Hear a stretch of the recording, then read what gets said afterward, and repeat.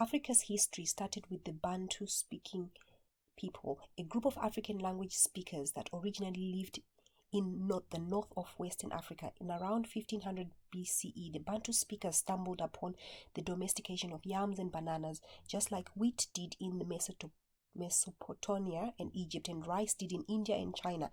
Having a staple supply of food made dramatic changes for the Bantu. They began domesticating goats around the same time as well. The way we know this is through the Bantu languages. While there are about 500 Bantu languages, all modern languages have common words for farming and several domesticated animals. Migration. The first thing more food did was to expand the population. Before yams and bananas, the Bantu had been every other group in Africa, surviving off what they could hunt and gather from the world around them. So little food, people starved, and not as many children survived. When the Bantu realized they could grow as many yams and bananas as they wanted, there was suddenly no fear of starvation. Families could be larger. We don't know why, but around this time the Bantu were soon migrating out of their homeland to the south and east of the Sahara, much like how the Mesopotamians migrated into Europe. As they taught the natives about wheat, it's possible the Bantu migrated for the same reason, with only a small number of people leaving their home to trade away the secrets of agriculture. That would explain why their language spread throughout Africa and is still dominating today. It's also possible that they conquered Africa. However, there is no consensus among historians about exactly why they migrated. Agriculture meant that large numbers of people could live in a small area. At first, this led to settlements. Their greater numbers might even have led to small kingdoms that scholars haven't found yet. All the groups must have traded. They also gained more ideas and crops from outside of Africa. Iron was the most important import.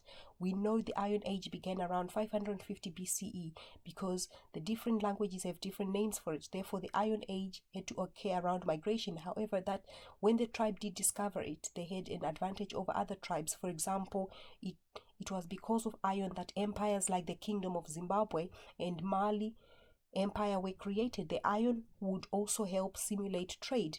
West African trees burn hotter than any others, which meant that West African iron was more pure than anywhere else and made for greater ages. Impact on Africa.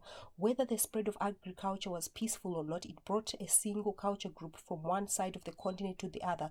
15 BCE. The Bantu dominated every area they came to and forced other cultures that lived on that land that wasn't farmable. In the long term, Bantu dominance has made the Bantu language family the most spoken in Africa. Most often, a Bantu language is the official language in an African country. Other languages are often considered inferior. So let's just have a recap. In about 1500 BCE, a group of Bantu language speakers discovered that they could domesticate yams and bananas. They used their new food to increase their population and then spread their knowledge to all of Africa.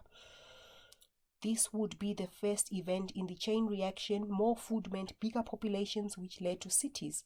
Cities meant trade, which would lead to different foods and iron. Iron would make West Africa part of the trade routes and would bring it wealth and power. Thank you so much for joining me in the lesson today. Like, comment, share, and subscribe to this channel to learn more about Africa.